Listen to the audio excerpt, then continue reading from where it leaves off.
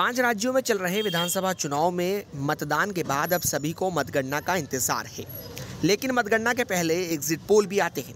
Exit poll बिल्कुल तो सटीक परिणाम नहीं बताते, परंतु इससे ये अंदाज़ा लग जाता है कि नतीजे किस ओर जा सकते हैं। गौरतलब है कि फरवरी और मार्च में गोवा, मणिपुर, उत्तर प्रदेश, पंजाब और उत्तराखंड में विधानसभा के लिए वोट डाले गए। इसमें उत्तर प्रदेश में वोटिंग 7 चरणों में हुई। गोवा, पंजाब और उत्तराखंड में एक ही चरण में वोटिंग हुई, तो वहीं मणिपुर में 2 चरण में मतदान किया गया। अब 10 मार्च को 5 राज्य की विधानसभा चुनाव के परिणाम घोषित किए जाएंगे। अब तक सबसे सटीक एग्जिट पोल टुडेज चाणक्य का आता रहा है। न्यूज़ 24 टुडेज चाणक्य के मुताबिक उत्तराखंड में बीजेपी को 43, कांग्रेस को 24 और अन्य को 3 सीटें बताई जा रही हैं, यानी यहाँ पर बीजेपी सरकार बना रही है।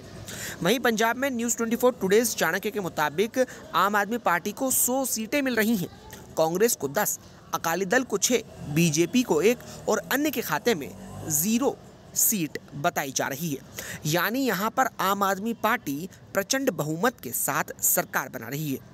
उत्तर प्रदेश की बात की जाए तो टुडे चाणक्य के एग्जिट पोल के मुताबिक उत्तर प्रदेश में भारतीय जनता पार्टी को 294 सीटें मिल रही हैं, समाजवादी पार्टी को 105, बीएसपी को 1, कांग्रेस को 1 और अन्य को 1 सीट मिल रही है। 40 विधायकों वाली गोवा विधानसभा में कांग्रेस को 16 सीटें मिलने का अनुमान लगाया जा रहा है। वहीं बीजेपी को 14 सीटें मिलने का अनुमान लगाया जा रहा है। मणिपुर की बात की जाए तो यहाँ पर 60 सदस्यों वाली मणिपुर विधानसभा में बीजेपी को 23 से 28 विधायक मिल सकते हैं, तो वहीं कांग्रेस को 10 से 14 विधायक मिलने का अनुमान लगाया जा रहा है।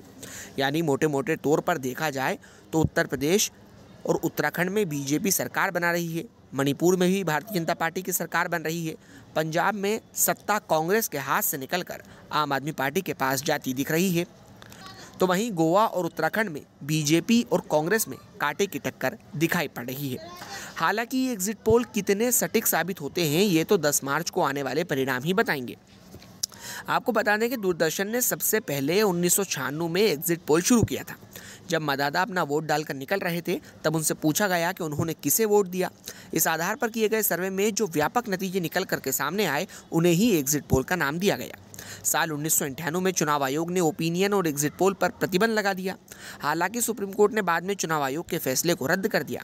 2009 में फिर एग्जिट पोल पर प्रतिबंध करने की मांग उठी।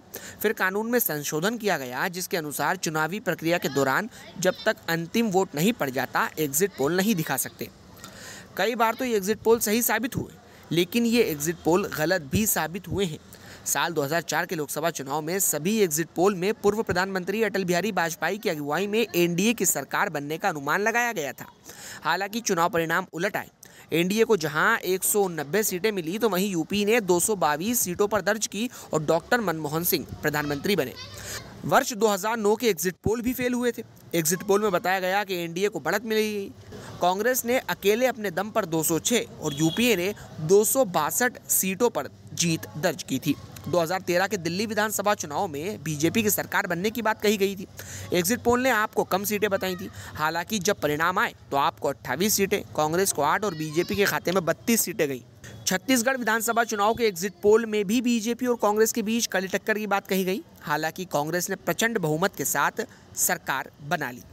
हरियाणा विधानसभा चुनाव के नतीजों पर एग्जिट पोल में बीजेपी को प्रचंड बहुमत की बात की गई, लेकिन बीजेपी को 40 सीटें मिली। वहीं एग्जिट पोल के विपरीत कांग्रेस ने 31 सीटों पर जीत हासिल कर ली। 2020 में बिहार विधानसभा चुनाव में भी एग्जिट पोल में दावा किया गया था कि राष्ट्रीय जनता दल और कांग्रेस महागठबंधन सरकार बना रहा है, परंतु परिणाम आने पर बीजेपी और जेडीयू गठबंधन ने तीसरी बार सरकार बना ली। यानी कि एग्जिट पोल हमेशा सटीक साबित नहीं हुए हैं। अब देखना ये होगा कि मौजूदा मतदान के बाद जारी किए गए इन 5 राज्यों के एग्जिट पोल कितने सटीक साबित होते हैं।